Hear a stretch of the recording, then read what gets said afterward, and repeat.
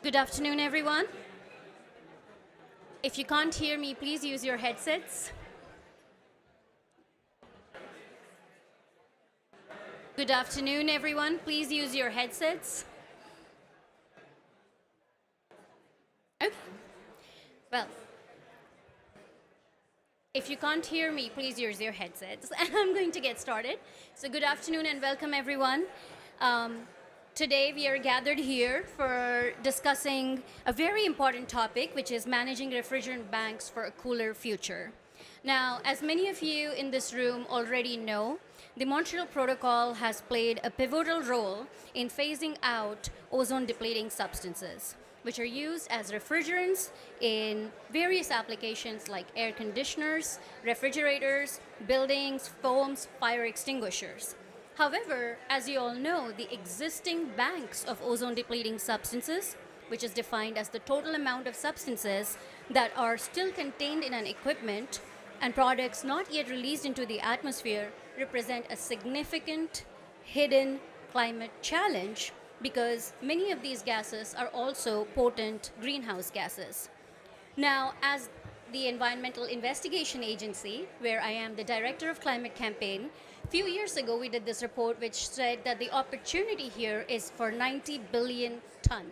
So this is an opportunity also for climate leadership, not just a climate challenge. And today in this event, what we're going to do is explore the magnitude of this threat, as well as discuss effective implementing strategies for managing and destroying these banks to prevent their leakage into the atmosphere. I have a remarkable panel with me, as well as some presenters here. But without further ado, I will welcome Liazat Rabiosi, Program Officer at the Ozone Secretariat, for an introduction to this important topic. Thank you. Thank you so much, Avipsa. Always keep confusing. And I'm very happy to be here and welcome you on behalf of the Ozone Secretariat at the pavilion that is hosted by UNEP Building and Cool Coalition initiatives. And it's, of course, very relevant for the topic that we're discussing here today. We had a similar event last year in a pavilion that was organized by the Montreal Protocol partners for the first time. And I must say when we were organizing that first event, just after the first groundbreaking decision that was adopted by the 35th meeting of the parties, we struggled a bit with this topic. So how to approach it, what it is exactly. But today we are very happy because we have lots of good understanding and knowledge and examples of how this approach can be implemented. I wanted just very quickly to introduce the Montreal Protocol, but I don't know how many of you needs introduction to the Montreal Protocol. I see always the same crowd. Okay, I'll just do it for you. It's another multilateral environmental agreement, and it comes under the Vienna Framework Convention, Vienna Convention for the Protection of the Ozone Layer, and it's Montreal Protocol on substances that deplete the ozone layer. And the Montreal Protocol is a universally ratified, legally binding agreement. And we celebrate its anniversary every 16th of September, which happens to be also my birthday. So I was just destined to work for the Montreal Protocol. And so what's the Montreal Protocol? Just key facts about it, that it's about protection of the ozone layer, as I mentioned, but with that it comes significant climate mitigation benefits. It controls consumption and production of ozone-depleting substances and hydrofluorocarbons that are used mainly as refrigerants in the refrigeration air conditioning sector, which is currently referred to mainly for the communication purposes as cooling sector, but it's also used, air conditioners that are called heat pumps are also used for heating. And it's one of the MEAs that started with this approach of start and strengthen. So they started this agreement, and then they gradually strengthened it through adjustments and amendments. Amendments usually brings additional substances under the control of the Montreal Protocol. And the latest amendment, what we call the Kigali Amendment, because it was adopted in Kigali, in the capital of Rwanda in 2016, brought under the control of the Montreal Protocol HFCs, which are also, as you know, being here at COP, is one of the greenhouse gas substances under the Paris Agreement purview. And one of the interesting features of the Montreal Protocol that it has a fund that supports the implementation of the Montreal Protocol in 144 developing countries. So just briefly to show what has happened with the implementation of the Montreal Protocol in the market, in the industries, this gradual transition from substances that were quite harmful for the environment in terms of the depletion of the ozone in the stratosphere and climate impacts. And now we're switching to some of the alternatives. And unfortunately, there is no perfect solution for the moment. So we as a community looking for that perfect solution. If you look just quickly to explain what we mean by life cycle and refrigerant management, if you look at the value chain of air conditioner, which is one of the examples of this sector, this is a value chain, and the control measures of the Montreal Protocol apply specifically on the production and consumption of the substances, including trade. However, it's not the first time that we discuss the issue of the refrigerant management and leak prevention, especially end-of-life or refrigerants. This is just a brief genesis of how this issue has been under the attention of the parties from the beginning of the Montreal Protocol. So parties discussed the issues related to destruction of ozone-depleting substances, recycling, reuse, and recovery of these substances with the idea to promote more reuse of these substances instead of resorting to the production of the virgin substances, and environmentally sound management of ODS. We have 3 scientific panels that have been regularly requested to provide updates on this subject, and the Multilateral Fund has been providing funding, first of all, for the servicing sector, for the purpose of the leak prevention, including tools and some funding for the demonstration projects in destruction of these substances. And the latest status in relation to this discussion by the parties is that we had this decision adopted last year on life cycle refrigerant management. So what I was trying to say with the previous slide, that there have been discussions on various segments in relation to the life cycle of refrigerants, so value chain of cooling equipment, if you like, where these refrigerants are used. But now is the first time that it comes under this comprehensive approach life cycle, so looking at the whole value chain of where these substances are used.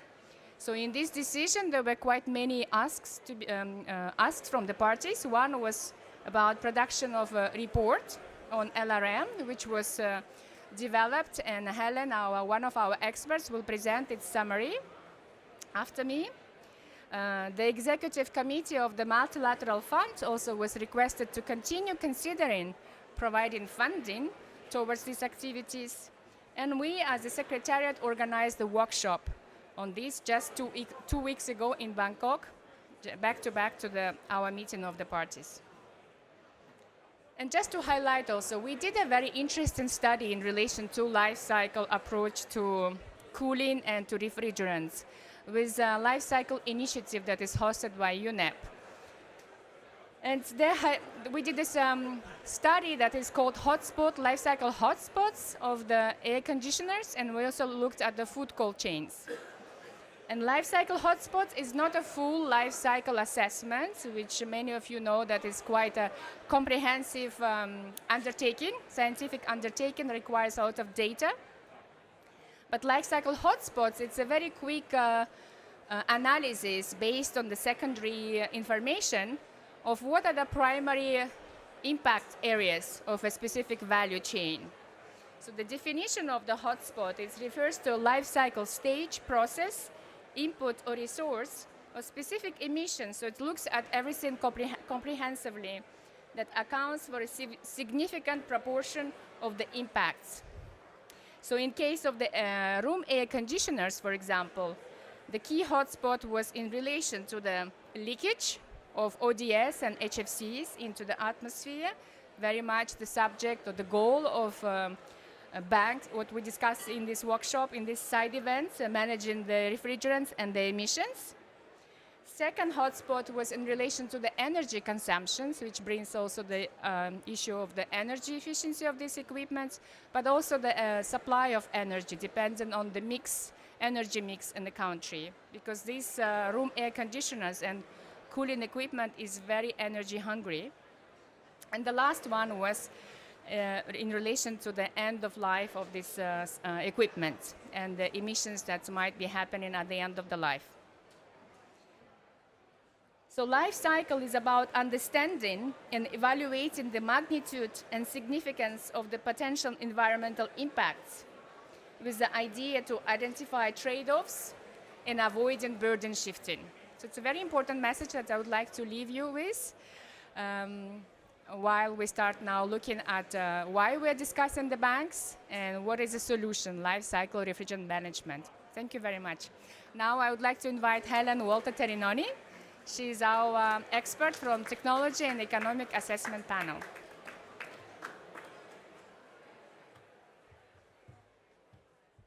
Thank you, Liazat. This is a very exciting topic that's often forgotten about. Liazat spoke quite a bit about life cycle refrigerant management and kind of the hotspot development.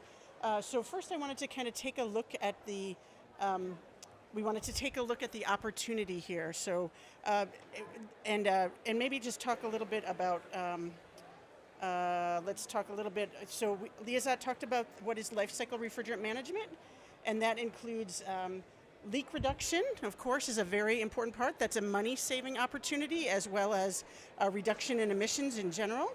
In addition to that, it's a comprehensive approach, especially at the end of life. And so if you think about that end of life, that is also an opportunity to reuse refrigerants, which can be money saving, but also it can be an opportunity for if a country is having a challenge to meet their phase down objectives of their supply side phase down, this can provide additional supply of refrigerant through that reuse. Some of the key practices are leak prevention, recovery, reuse, and destruction. So there are three ways to think about the reuse of refrigerants. They can be directly reused, so they can be taken out of equipment in the maintenance process and put right back in. In the automobile world, they recover and recycle the refrigerants, so they remove some impurities, maybe oils or any air that's been introduced, and then it's reused again, so it's just recycled again. The automobile industry does a great deal of that. Large building owners do a lot of that. A lot of retailers, food retailers do that. And then after reclamation, after it's gone through a more substantive cleanup process. And then at the end of life, when it's no longer useful, destruction can be an important step. So the benefits of LRM, I'm going to go back and we're going to talk about the opportunity now that we've kind of had that baseline. So TEEP has reported on the banks. So the banks, this may be an unfamiliar term for some people. A refrigerant bank is kind of basically after it's been installed in equipment, it's considered to be in the bank. That's the active bank of refrigerant. And so that active bank represents a very large pool of greenhouse gases and sometimes ozone-depleting substances as well that needs to be considered about addressing that. And so if we think about these banks,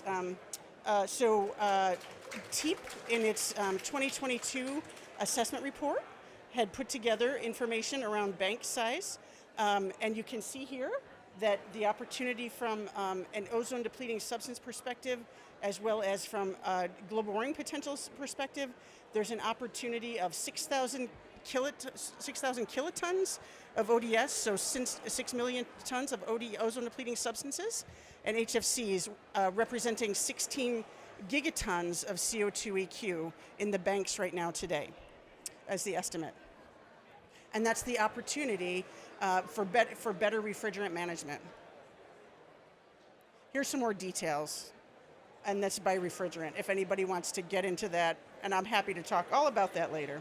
Okay, so in the key pre-Kigali baseline, if we look at the pre-Kigali baseline and compare that to today, the effective opportunity is up to 39 gigatons of CO2. So it's quite substantive from the calculations that were done by in the TEEP Life Cycle Refrigerant Management, or LRM, report. The LRM report is quite extensive.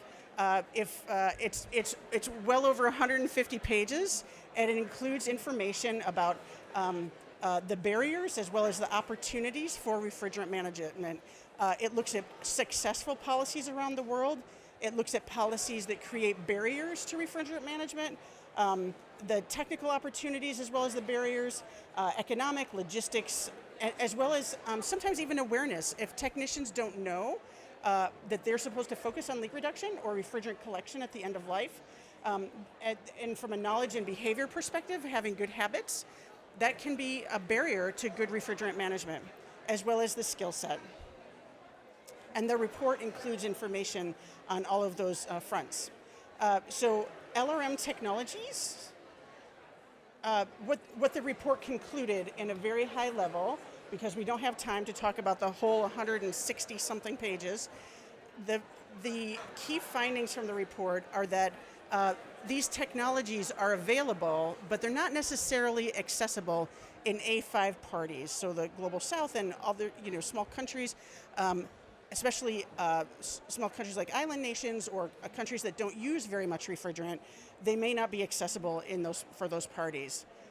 There are also policy, economic, and accessibility obstacles and challenges associated with effective life cycle refrigerant management.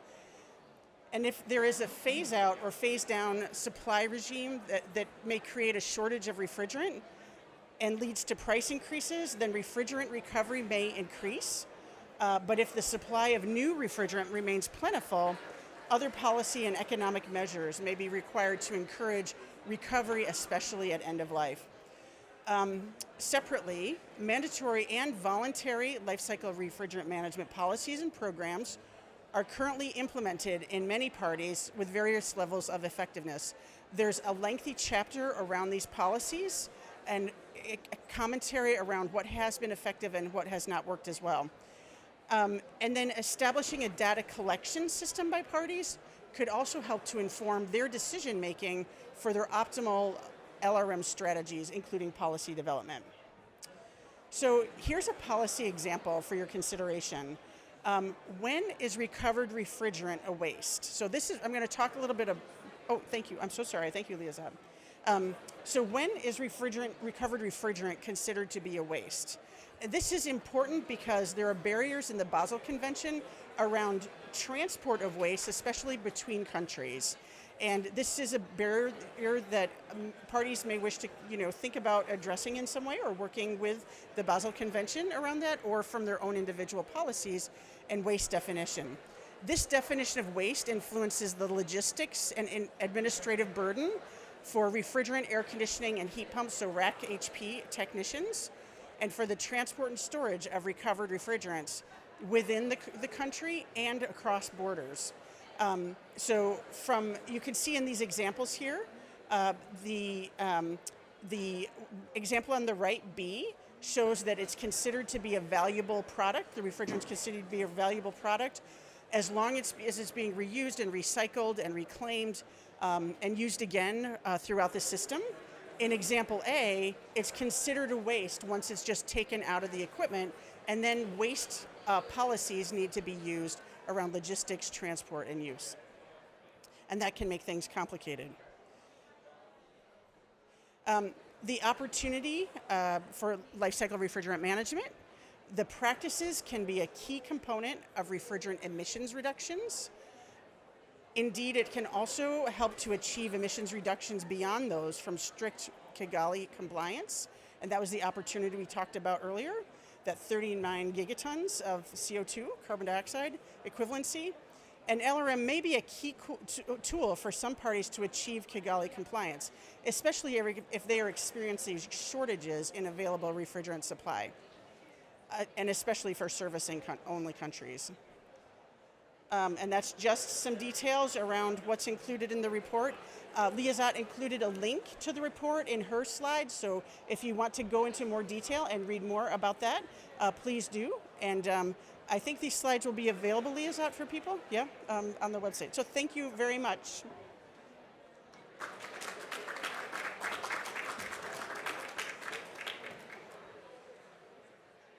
Thank you, Helen.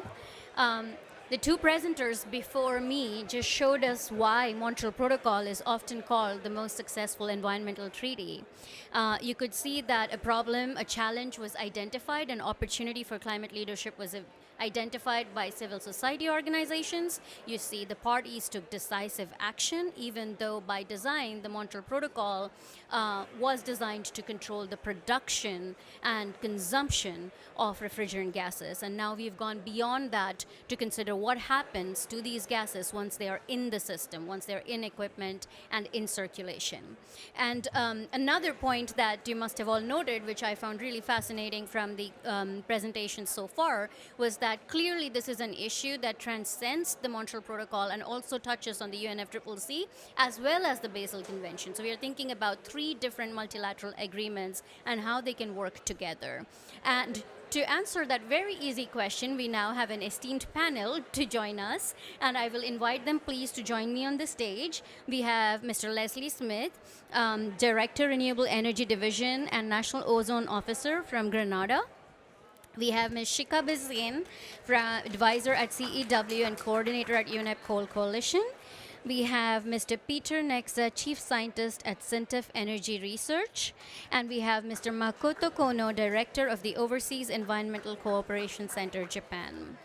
We also have 2 panelists joining us online remotely. We have Ellen Mikkel from GIZ Proclima, COPA. And we also have Elvira Ndije, Manager at AGAS International. So we will see our online panelists once in a while, but I'm glad to be joined on the stage by our panelists in person. And I will start by kicking off a question to Leslie, who seems to have his headphones on and is prepared.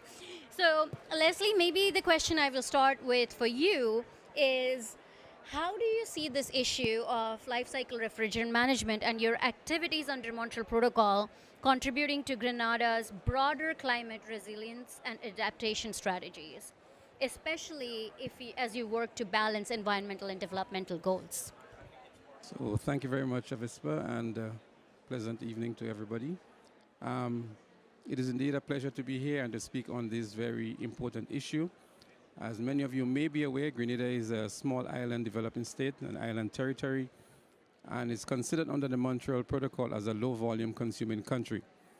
Now, we have made, as a Montreal Protocol community, tremendous strides in phasing out ozone-depleting substances. And from where we sit in Grenada, we value that if we take care of production and consumption, and we do not look at the end of life of these refrigerants, it means that we are missing an important step in our environmental stewardship in terms of continued protection and monitoring of our fragile environment. And so we had to make a bold decision to include as part of our environmental management practices the whole issue of life cycle refrigerant management. Because there is no point for us as small island states that are most vulnerable to the adverse effects of climate change not to take every possible action to protect our environment, because we are at the heart of it, and then we are intimately involved with the level of resilience that are required because of these adverse effects. And so nationally, we have adopted a very aggressive approach towards life cycle refrigerant management, which should have started in 2010, long before a lot of other nations were considering life cycle refrigerant management. And as I often remark, it was not called LRM at that time. At that time, we were speaking about ODS disposal, and then it transcended to another name we call end-of-life treatment, and now we hear in the fancy name life cycle refrigerant management. So we have actually kickstarted our program since 2010 with several initiatives. Of course, we started with the whole issue of leak prevention, and we transcended into recovery. And only recently, just about a month ago, or even less than that, we established the first reclamation center in the Caribbean to deal with the end of life of these refrigerant banks. So that is groundbreaking, and that is an unprecedented action that we've taken In Grenada, as a small island state, a population of only 114,000 people, but yet still we are global champions when it comes to life cycle refrigerant management. And there are other initiatives. As we speak now, we have 4 technicians who are coming back from a study tour in Chile, where they went to look at the operations there of a reclamation center that they can bring back the good practices and implement in Grenada. So all that has been done because we value the importance of managing the refrigerants throughout its entire life cycle, even if we are a low volume consuming country.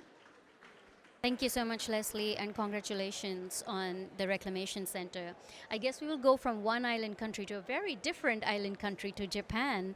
And I would ask Mr. Makoto that we understand Japan has invested a lot in LRM practices, and we can call that by any name. As Leslie pointed out, there are different names for what we are essentially talking about, which is preventing any molecule of refrigerant be emitted into the atmosphere and cause climate change. So to go back to you, Mr. Makoto, could you tell us a little bit about what has been Japan's strategy in implementing LRM solutions? Thank you very much. Thank you very much for introducing what Japan's practices. Yes, we have spent little more time than other countries, but at Grenada, well, I'm very happy to. We were kind of like a same-year students for LRM. We didn't know about this name before, but this brand new name, we were happy about this. One thing is that, like life cycle refrigerant management, of course, well, we are driven by the Montreal Protocol, Vienna Convention, Montreal Protocol, and also nowadays like UNFCCC and Paris Agreement. So definitely, this is for the global benefits. But also, I would like to share the local benefits of life cycle refrigerant management. In Japan, we have very small business partners, business operators. Well, they are engaged in recovery, recycle reclamation, and also the destruction business. So that is, I would say, like it's more on the circular economy side. But I think like now we see like this is more like a double or triple benefits, like ozone depletion substance for destruction, or we can avoid all this, and also like a climate benefits, of course, but also like a local sustainable business. So that is something we really highlight for in the domestic context. To enable this, because I think this is an externality of we're using like a cooling as a cooling service, but somebody needs to pay for this. But in this in the normal situation, like this externality has not been internalized. So we have the legal system, legal framework, but this needs to be actually done under the obligation of, for example, equipment users. Or in some cases, like for vehicle, mobile air conditioners, well, that is actually done in extended producer's responsibility. So that's something we have a legal framework, but also we have business people who are playing in this framework. Thanks. Thank you. That's fascinating. And I heard some of my favorite words, extended producer responsibility. So shout out to that. I will pass on to one of our online panelists at the moment, Miss Ellen, who's leading a coalition. And Ellen, my question to you, if you can see me or not, is what motivated COPA to start working on this issue? And well before, I would say, these issues were gaining broader international attention, and particularly noting on any specific challenges you saw in developing countries especially. Yes, hello. Hello, Avipsa. Hello, esteemed panel, colleagues, friends, and of course, ladies and gentlemen. I'm sending my regards from Germany. Unfortunately, I cannot be with you in person. So I'm working for GIZ, German Development Cooperation, in a project cluster which is called ProKlima, and this project cluster has been promoting for the past about 30 years the shift away from ODS, from ozone depleting substances, um, towards natural refrigerants. And by working together with many partner countries, we have come across the challenge that actually when we are promoting the shift to new systems, of course there are already existing ones. So what happens to those? And that is where the idea and the interest came from, to be addressing also the topic of end of life. And as was presented in the introduction already, there were at that time, and actually still are, no international regulations addressing the topic of end of life. So within the Montreal Protocol, neither nowadays within the Paris Agreement or other international regulations, really there is an explicit regulation on how to deal with those really harmful substances for the ozone layer. And in this conference, maybe we put more attention on the climate effects. And they're enormous, much more important than most people know. And therefore, to address this legacy and burden, the German government actually initiated a project that was working on banks, so treating leftover, no longer in use refrigerants, but also foams, and supporting different countries on dealing with those, on managing them to avoid leakage to the atmosphere. And the initial project support started with Colombia, Iran, Ghana, and Tunisia. And the challenges that we encountered were the same and still are the same in many countries, was mentioned also earlier by Helen. So you can name all of them. Awareness, that has improved a lot, I would say, throughout the whole world, but then also existing technologies to handle refrigerants in particular, but also foams at the end of life. There were no or not very strong policies, skills for technicians or also workers in any further treatment activities, and also funding. So while supporting individual countries, then also the idea and the interest came up to create an alliance, to actually join forces across countries, across different segments of society. So that's why in 2022, the Climate and Ozone Protection Alliance was launched. And this is a member-driven initiative.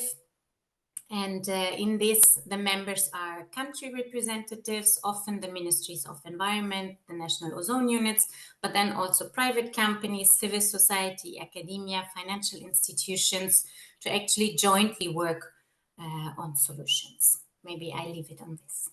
Thanks.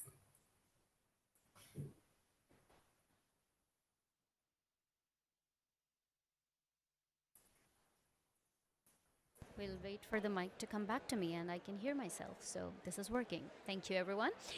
This is also a coalition-led mic process here. But I was going to pass on to Shika to pull from one of the salient points that Ellen mentioned, where you're talking about awareness, but once awareness happens, especially in a country like India, since you've done some research on this topic in the Indian context, what is the next step? What is the biggest barrier?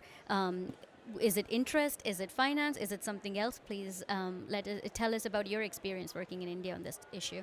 Thanks a lot for that, Avipsa. I'm going to actually take a step back from that, because the assumption here is that we're all already aware. And the fact of the matter is that, yes, a majority of us in this room are aware. But one of my colleagues yesterday was talking about how cooling is the Cinderella of climate action, right? Forgotten in a basement. And I think LRM is very close to that narrative, I think, even in the cooling world. Because while India has taken great, political leadership when it comes to addressing what cooling demand is going to look like. We have one of the largest skilling programs in the world when it comes to service technicians. But LRM is still not a policy prerogative, right? So we're trying to work, and that's where the work that the Council on Energy, Environment and Water has done in New Delhi becomes relevant, because they've found that in terms of emission potential sizing, right, reductions, we're looking at about 2 billion tons of CO2 equivalent, just from LRM. And I'm not even talking about the entire extended producer responsibility here. It's just the banks, So I think awareness is growing. The data and the communication to make that awareness happen is growing, but it's definitely not where we want it to be. We're seeing a little bit of movement in the recovery and destruction space in the mobile air conditioning bit. It falls under the e-waste regulations. I think most countries have followed that route, to start looking at LRM from the MAC sector. So at least that's, playing itself out, and hopefully the lessons from that will also inform what happens in other sectors. But in terms of barriers and challenges, there's never a straight answer for India. So there's a few, if I could highlight. One is, so we have this massive skilling program. We're going to see the second largest number of new technicians, joining the workforce in India, especially in the RAC segment and cold chain segment. But the training currently doesn't include a focus on LRM, which means we're going to have to repeat that effort, at some point down the line, and keep on repeating it. The other bit is that a majority of these technicians actually lie in the informal economy, right? So even if you're training people, you kind of need to keep dipping back into that informal economy, because people change jobs, and this is not a very dignified profession. It's not considered to be anywhere close to, a white-collar job, and even though it requires really quite significant amounts of training and know-how, but it's not regarded as a respected enough profession for people to want to stay on long enough in it. Then there's the question of so how do you create policy that actually encourages it? Even if we design the best policy, you're dealing with this moving workforce, and then you're moving with a population who's not aware, right? So the end user, it's going to become we're going to see the largest growth in the entire world when it comes to, the rollout of refrigeration and air conditioning services. The end user is very price sensitive, but more than being price sensitive, research that I had done a couple of years ago on India at a household level found that they are more time sensitive. So they don't want the technician to spend more than 1 hour servicing the air conditioner. There is no technology or any worldview that suggests that, you'd be able to adequately undertake good refrigerant management practices when you're doing that. And even if, you manage to change the consumer's mind, and the technician is willing to do it and is getting a better price for it, the question of technology comes in, and this is the one that really hurts, because the technology to conduct successful LRM exists, but the setting in which it needs to be operationalized is very different in India. You usually have 2 men who are riding a little motorbike, going and doing these servicings, so you need the technology to be adopted to that local context, and it needs to be safe enough, so how are you carrying all of this equipment, making sure it's happening in an adequate enough time and budget, and of course so going back to the question, the challenges are there, but I think as a first, the awareness really needs to grow, and the right policy diktat needs to come. The policy, I think, will come, but then it's all about the skilling and bringing people along with it. And I think that's where business models will become very important. So we need to start thinking about this not as an environmental good to do or environmental must have, but really what is the business opportunity of scaling LRM in a massive country with a massive cooling demand like India. Thank you, Shikha. Thank you for also offering us a comparative perspective, not just on the particular challenges in India, but also about how the awareness levels may differ depending on which part of the world we are talking about and what is it that we are comparing it against. And you brought up the policy need and different I think one of the salient points that I'm hearing is that depending on where you are, your policy need and your policy type might look different. And that actually is a great segue to ask Mr. Peter here. Norway has implemented a very innovative policy, if I may say so myself, which includes a tax refund system. So could you tell us a little bit more about how that has worked and whether there are any lessons that can be drawn from your experience in Norway? Yes, I believe the life cycle refrigerant management systems in Norway works very well. In the past, it was for ODSs, and currently it's for HFCs because the ODSs are already out. It's a combination of tax and training and containment, and also end-of-life destruction for the refrigerants that are reclaimed. And it's too complex to explain all of this, so I'll concentrate on HFCs. In Norway in 2003, we introduced a tax deposition and refund scheme related to import of HFCs and PFCs. The CO2 tax, a CO2 tax was already introduced in Norway in 1991, and today this CO2 tax is 107 US dollar per kilogram. Per ton CO2. So the tax on HFCs are linked to the CO2 tax. So you take the CO2 tax, you multiply by the GWP of the refrigerant. So if that's 2,000, you can imagine you get quite some numbers. So for R410A or HFC 410A, it's today about 200 US dollar per kilo, and 140 for our 134A. It's a very high cost, but it's a logical link to the emissions, so it's straightforward in that way. It works so that the businesses have to pay this tax into a fund when they buy refrigerant, and if the refrigerant is reclaimed and put to destruction when it's used, then they got the money back. The problem, of course, is that these systems are leaking. So it was very efficient, for instance, for bigger businesses in supermarkets and so on. They used a lot of money on refrigerants and leakages. Typically, leakage rates in this sector is 10% maybe, or maybe higher. So now more or less 100% of the supermarkets in Norway are converted to using the natural refrigerant CO2 as refrigerant.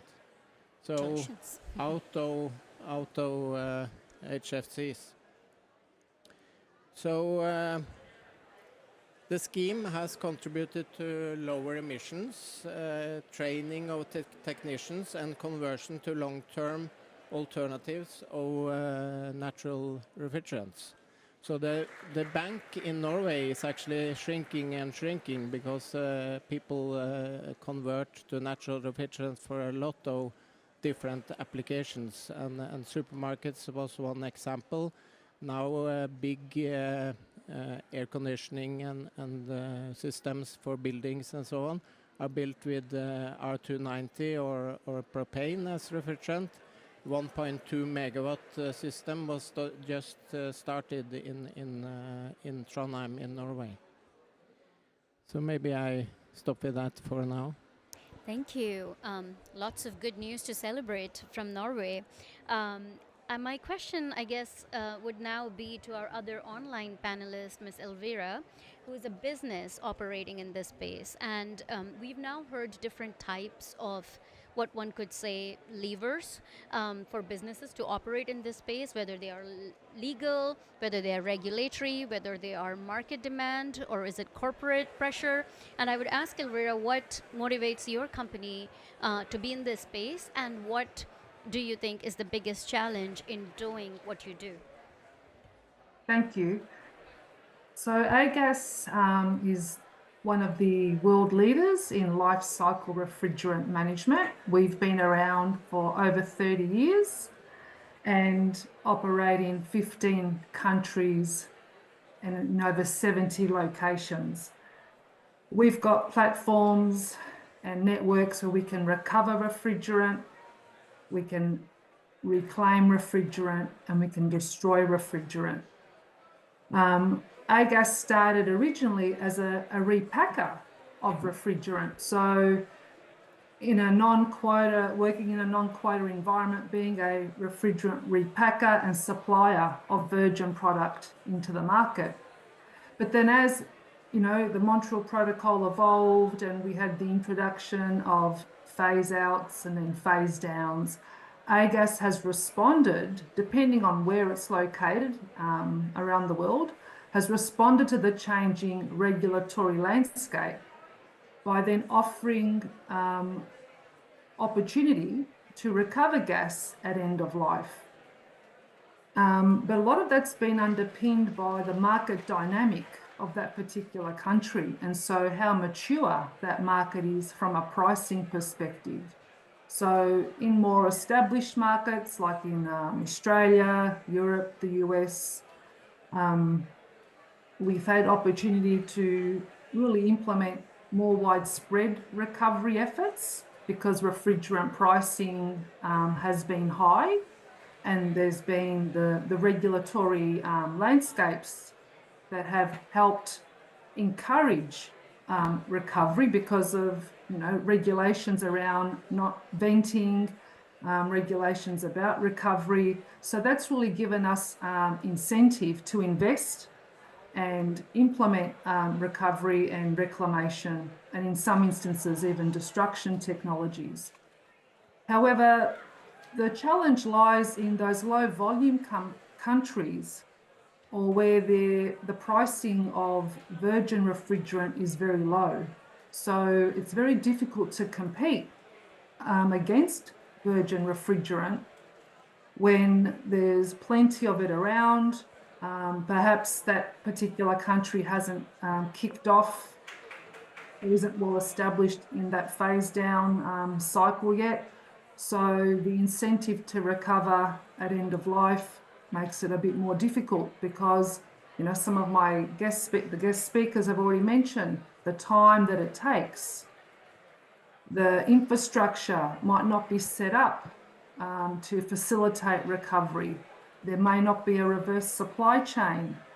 Access to technologies that will enable recycling or reclamation or even destruction to occur might not be available. And the reality is, in those low volume consuming countries, the actual volume of refrigerant in that installed bank or base isn't that high. So sometimes, you have to also weigh in on, well, is it worth collecting that gas given such low volume? From an investment perspective, it doesn't make sense to invest because you can't, a company like mine, we need to be able to build a business case to make it worthwhile, because setting up LRM efforts actually costs money. You need to have the workforce, you need to have a trained workforce, you need the cylinder fleets, you need the tracking, you need the recovery channels, the equipment, and I can go on and on and on. And the beauty of having the LRM task force and then the LRM report is that collectively we've been able to paint a really good picture and a foundation for things that we need to consider that prevent successful LRM. So, it's how mature the market is, the scale of the market, what the regulatory landscape within that market is that helps to drive incentives to recover, who the players are. Like, so how can, the private sector work with stakeholders within that particular country, both government and non-government stakeholders, to get that gas? How do we move the gas out of the country in order to access facilities where we can do reclamation and then return the product back to the country if need be? Or alternatively, if a country has a desire and funding to destroy the gas, well, how do we access those destruction technologies? So there's quite a number of factors that prevent successful LRM. However, we strongly believe that by working together with the public sector, the private sector, and the key players, the stakeholders, the industry stakeholders, we can chip away and make a difference. The opportunity, the scale of the opportunity is big, but collectively we need to change behaviours. Where there are regulations, we need enforcement and strengthening of those regulations, because if we've got them, but then if they're not enforced, those technicians, they may not necessarily meet those regulatory requirements to recover, for example. If it's not being policed, it makes it a bit difficult. So we're coming from the perspective of that, we want to work with those local stakeholders, because the reality is it's not a one size fits all. Every country, every market is different. They've got different challenges within those local environments. So we really need to be approaching it from a tailored perspective, or a tailored solution perspective. So I'll leave it there, Avipsa, but it is a challenge. However, we strongly feel that we can chip away and make a difference. Thank you, Elvira. And there are claps from somewhere else. But thank you, Elvira. That's a great point to end at, that it's not a one size fits all. We will have to look at tailored approaches. And I actually have a bunch of questions for the panelists as follow up. And I think some of the panelists also want to react to some of the points you made. But I also am excited to see engaged audience in the room, and I want to give an opportunity first to any audience questions before we react to each other's statements and have follow-up questions. So if there's anybody from the audience who has a question, now would be a good time to raise your hand. Yes, please. I think there will be a mic for you. Thank you, Shikha. Thank you very much. I am interested in learning a little bit more about business model and the training of the technicians in this area. Because while we consider them to be in the informal economy, or the gig economy in some places, some countries call it the gig economy, they do play a significant role in contributing to countries' GDP. So I will want to know, how can we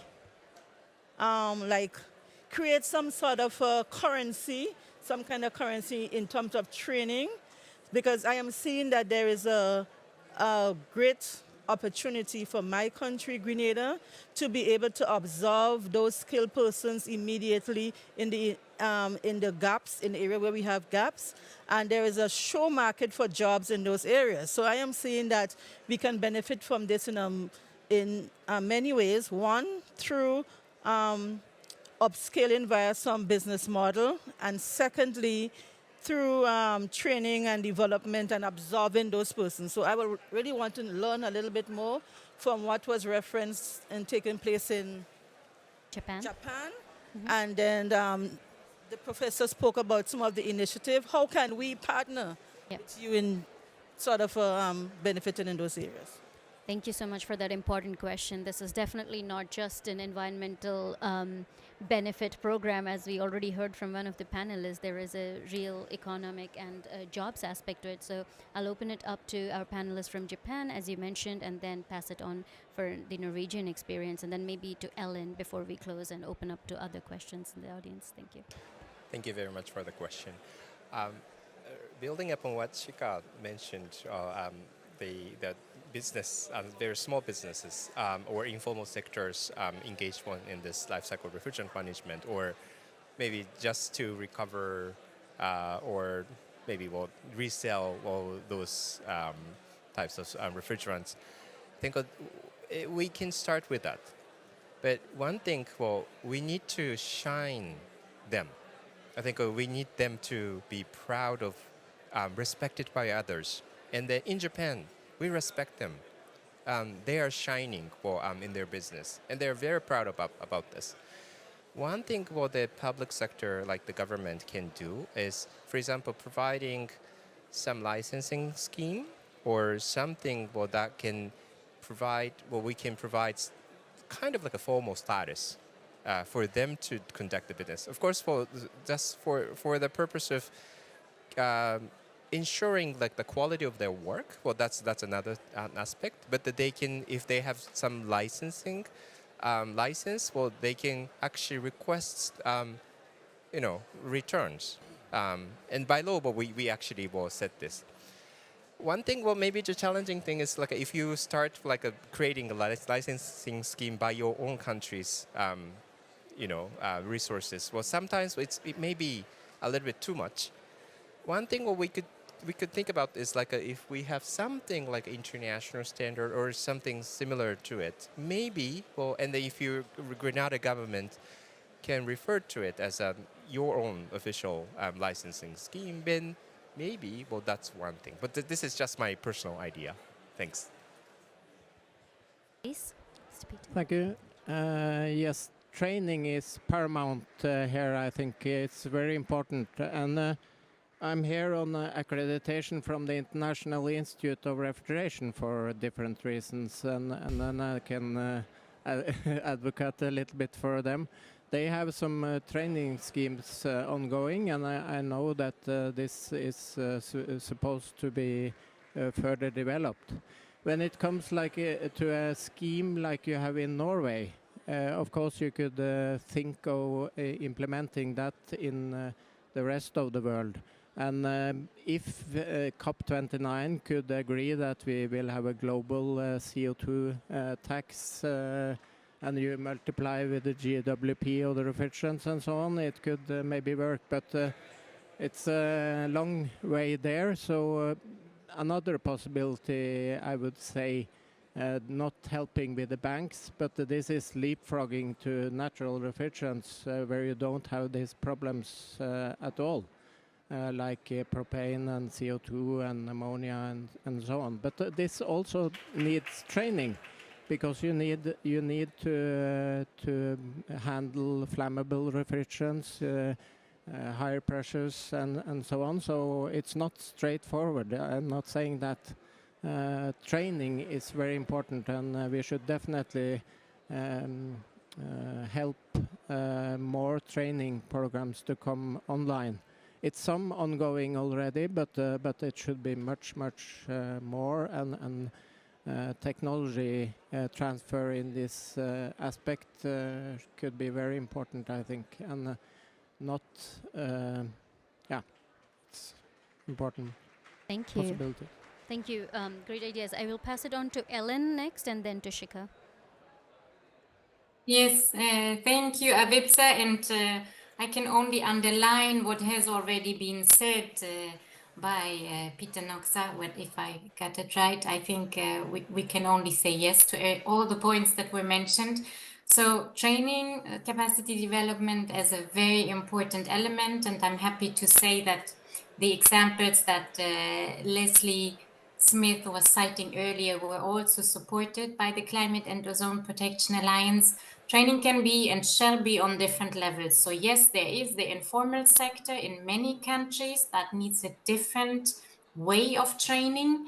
But then you have the formal systems, a lot of people integrating into cooling professions. So during those regular curricula, of course, addressing the topic of end of life or life cycle refrigerant management to be included there from the very beginning, it is very important, and that way it's also something which will be started from the beginning of the career. Besides the training and the awareness, and that was also mentioned before, is very important to also see which are the opportunities for technicians actually to have certain incentives to do the recovery and then also the further treatment, because we know that some people do have the skills.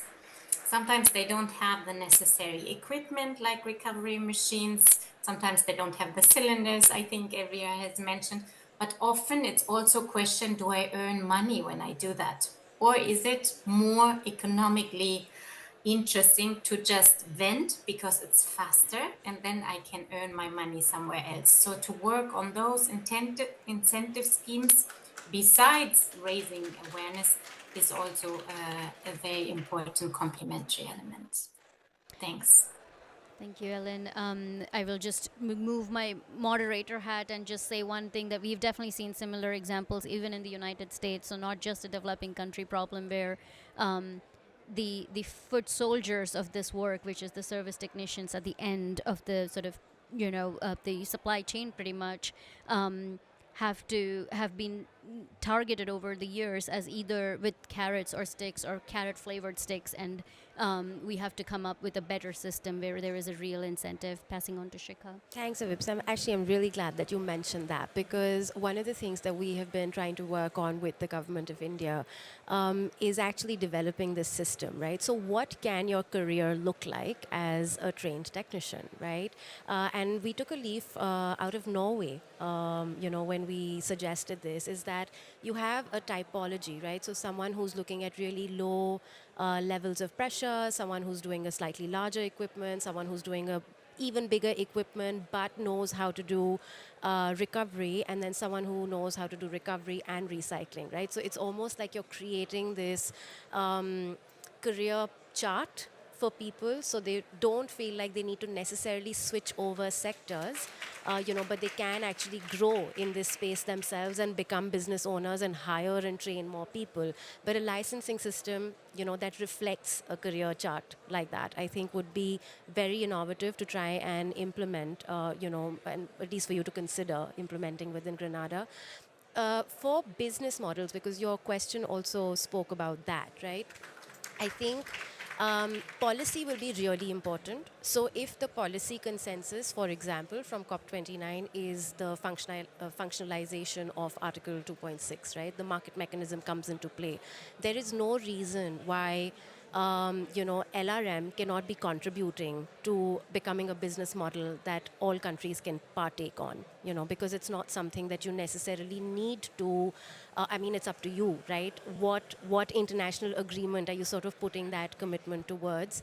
But, using carbon markets to actually create and generate savings on mitigation potential through this work on LRM, that's an idea. And the minute that you have an incentive from the policy, right, like you have a market instrument like this, or you have a government mandate that says that no, you have to do it, there is no other way.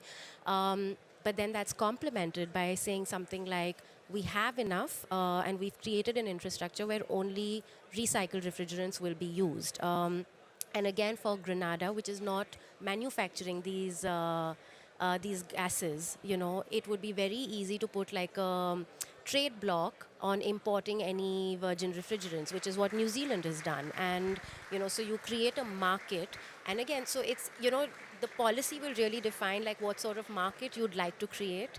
And both the things must go hand in hand, because either or, it's not going to make flourishing business sense to anyone.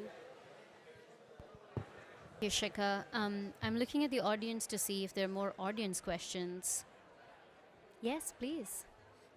Can we have a mic?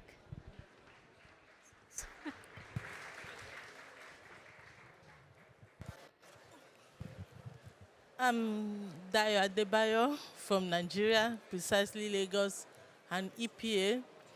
And from all the discussion that we have had so far, they are quite impactful and which can bring about a positive result. But there are some challenges along the way. Like, okay, I will liken it to the electrical electronic waste, which is being managed in my country. Then the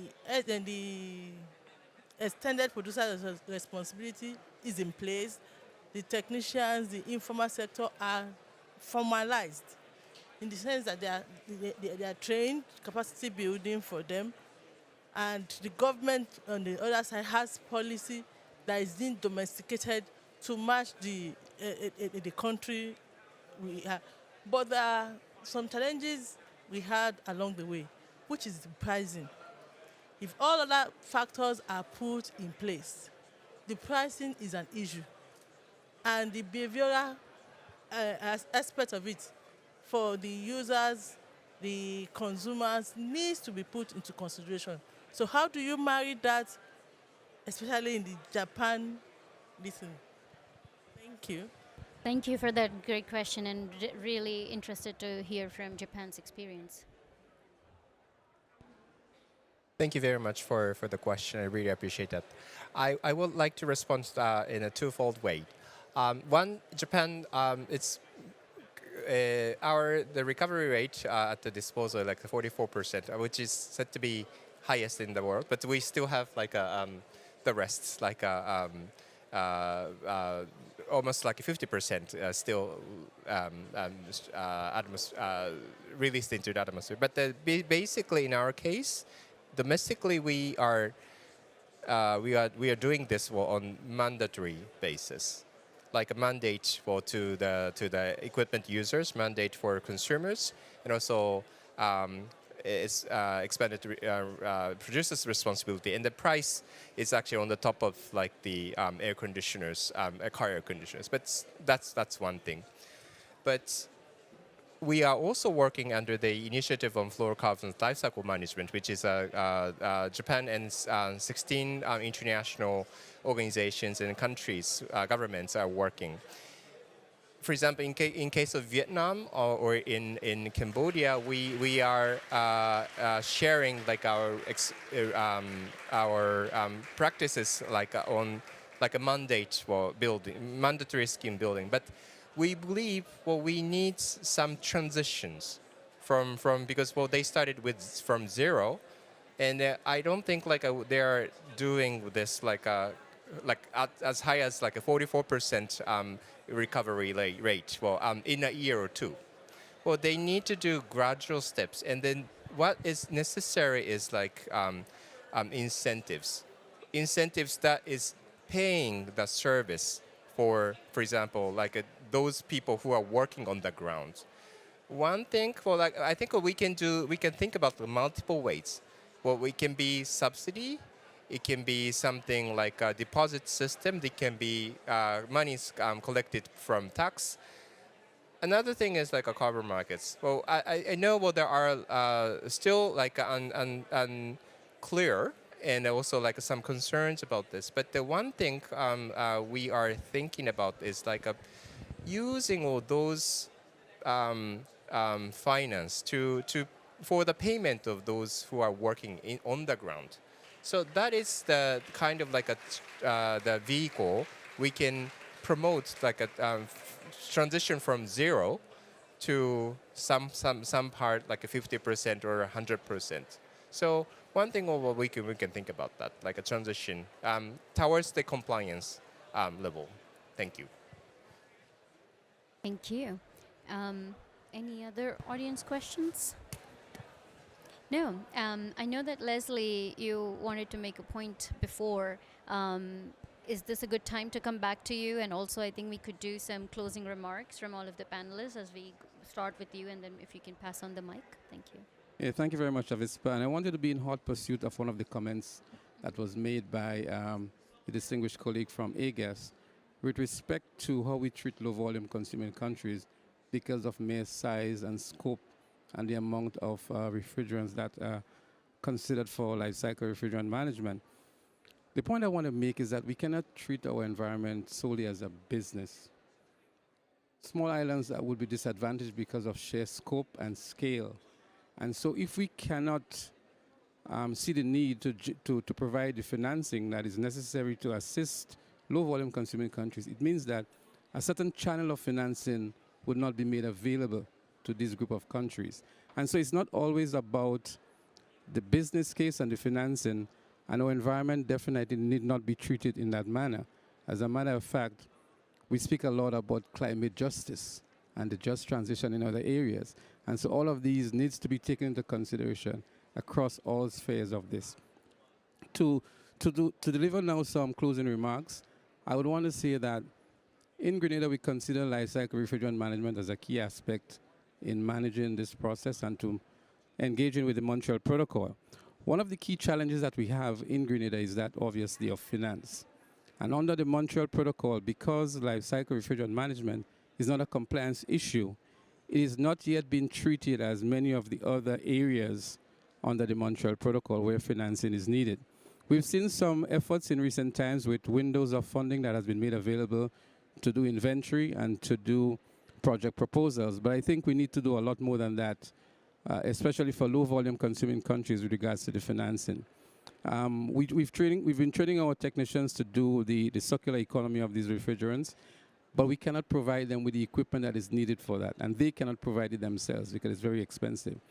So we have a situation here where our technicians want to do it, want to comply with our regulations, but at disadvantage in that particular area. Then we also have the issues of capacity gaps and the access to available technologies that are available. So in Japan, for example, ODS disposal is not an issue for you in terms of the technology and the available equipment to do it. For us, not only in Grenada, but in the region, the Caribbean region, because again of the sheer scale and the amount of refrigerants that we have for disposal, it does not meet that threshold that would warrant the conversion or the retrofitting of a cement factory, for example, to dispose of that. So what do we do? And that's a question that we have to address with our technicians on a daily basis. They are collecting these refrigerants, but there is no answer. And so that becomes a challenge. And of course, the other challenge is that we need to strengthen our regulatory processes to enable that mandatory circular economy aspect of recovery, recycling, no venting, and so on to be in place. But some efforts have been made now under the Montreal Protocol, and we hope that that can be developed. It's part of the Kigali Amendment. It's in the decision how we treat disposal of refrigerants. So I don't want to end here at this point in time. Leslie, we'll pass it on to Mr. Peter for closing remarks. Thank you. In the developed countries, so to say, or high-income countries, maybe it's a more correct statement. Of course, we have been going from ODSs to HFCs and now partly to HFO, but also to back to natural refrigerants, but because that was the start of the whole thing, so to say, before we discovered that the CFCs were breaking down the ozone layer and all the Montreal Protocol and this. So I think countries, and especially low and medium income countries, have less possibility to do all these steps to get to some final solution. So leapfrogging is actually a very important possibility, but as was stated here, training and then putting up training schemes around the globe will be very important, and I think it's very well spent money from some multilateral fund and so on to support that. Thank you. Thank you. We'll go to the people on the screen now. So Ellen and Elvira, maybe Elvira first, just alphabetically, and then Ellen, please. Thank you. Yeah, just with wanting to make the point that with low volume countries, our position isn't about entering that country and the private sector sort of taking over all the LRM effort. It's more about supporting and working with existing stakeholders, and a big stakeholder would be, the government, the regulator, and if there was means to help support by way of supplying cylinders, by supporting training, by enabling the product to move out of country for either reclamation or disposal, we would work together with that regulator and those stakeholders in that country. So I just wanted to clarify that because the reality is there isn't a one size fits all.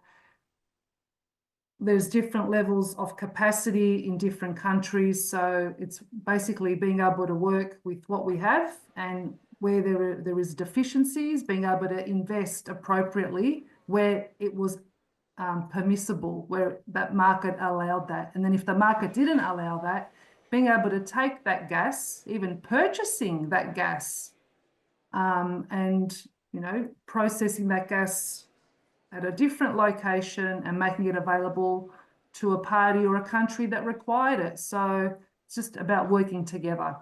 Thank you. Thank you. Ellen, please. Yes. So I think what this session hopefully brought across is that this is a challenge we would like to invite everyone to take up, just because the opportunity to save emissions is huge, and the potential benefits to reduce global warmings are also huge.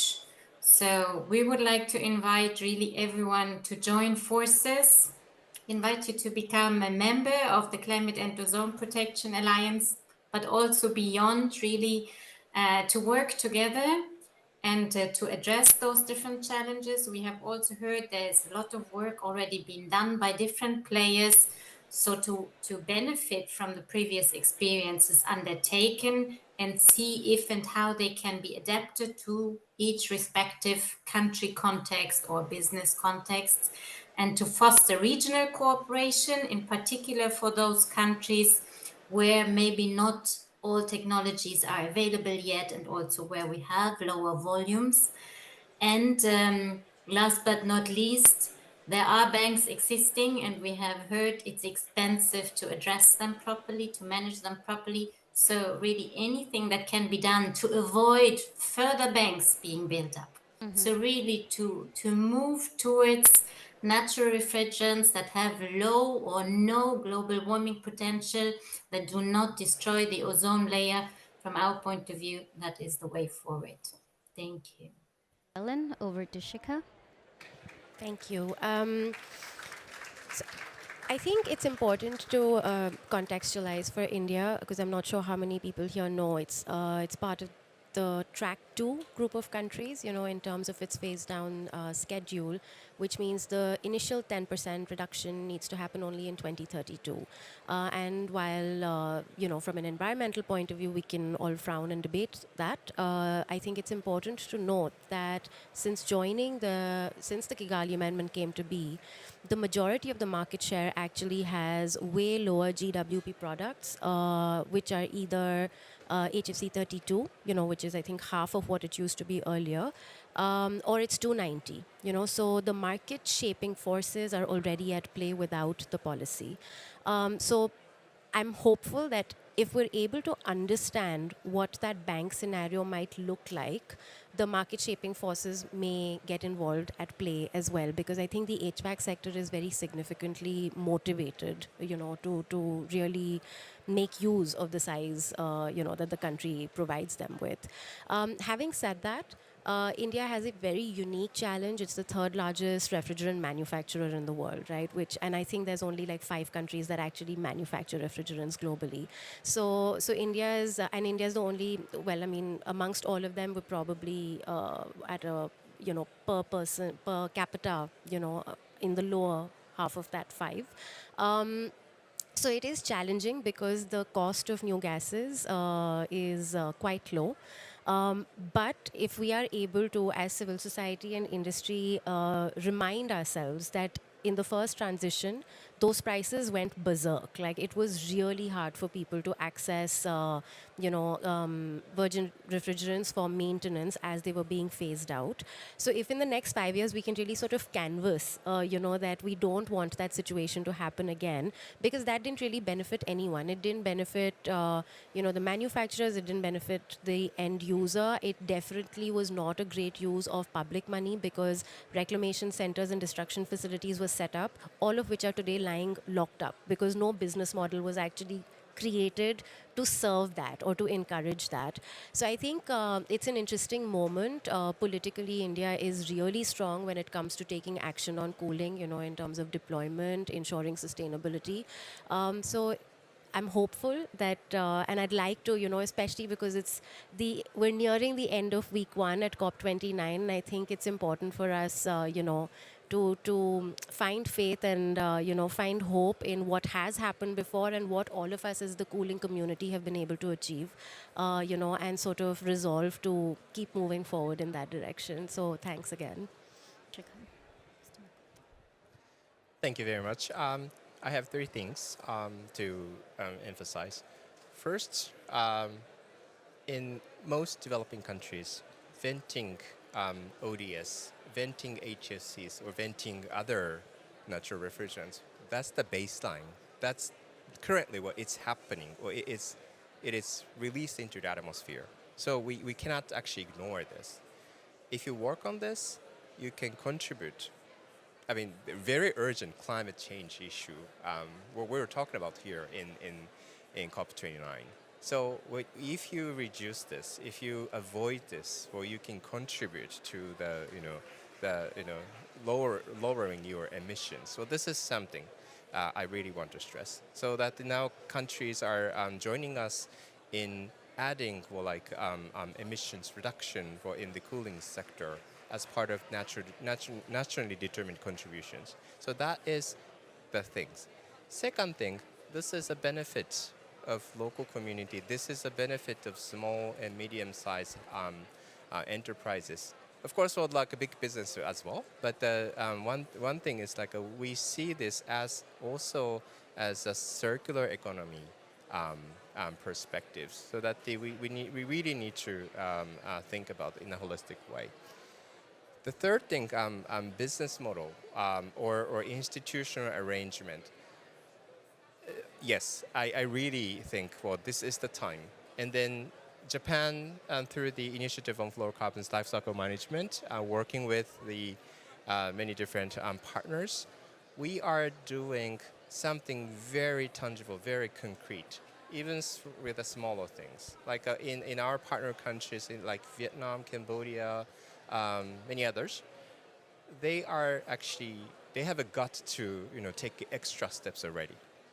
So this is something I am also inviting all of you to join us. As Ellen mentioned, we can do this together. Well, of course, multiple pathways. We need to have tailor-made solutions, but we can actually make an extra step here in Baku and further. Thank you. Thank you so much. I wasn't kidding you when I said we have a very esteemed panel here who are very knowledgeable and passionate about this topic. And thank you everyone once again. In closing, I would just recapture some of the key points that were made, which is, 1, we are in a climate crisis. This is a 90 billion ton opportunity. We cannot ignore it. The solution already exists technologically. The challenges are financial, regulatory, and potentially awareness, depending on where you're looking at. And there's no one-size-fits solution right now. But what is important is that in pursuit of that solution, we don't leave anyone behind. No country, low volume or otherwise, no person, whether a service technician or a seasonal repair person, should be left behind. And this is not just a bunny-hugging green initiative, but this actually has significant dollar values associated with it. I'm looking at a chart that says transition to sustainable cooling can deliver life cycle cost savings of $22 trillion by 2050. So all that means is we have work to do at this finance COP and beyond. And the great news is we have the able hands of the Montreal Protocol, which has, so far been the most successful environmental treaty to continue to merit its legacy as one. So work to do. Thank you, everyone, for inspiring all of us. Thank you.